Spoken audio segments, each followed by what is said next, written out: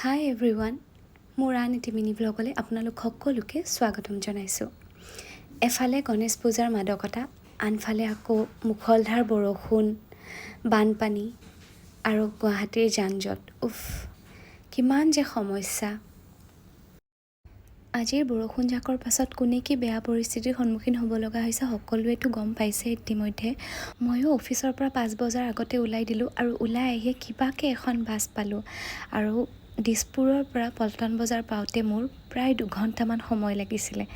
ভাইটিয়ে ফোন কৰি ক'লে যে তাৰ অফিচৰ কাষতে নামি দিবলৈ, আৰু সেইবাবে ময়ো তাৰ অফিচৰ সন্মুখতে নামি দিলোঁ আৰু আহোঁতে তাৰ লগতে ওলাই আহিলোঁ।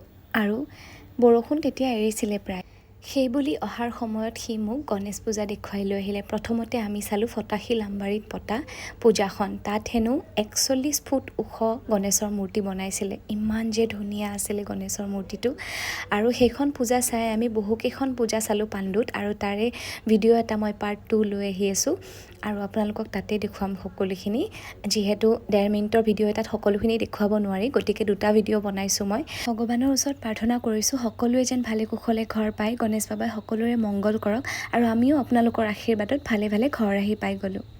বাকী মোৰ চেনেলটো যদি আপোনালোকে ছাবস্ক্ৰাইব কৰা নাই তেন্তে সোনকালে ছাবস্ক্ৰাইব কৰি দিয়ক। আৰু আজিলৈ ইমানেই আছিলে, আকৌ লগ পাম, বাই বাই।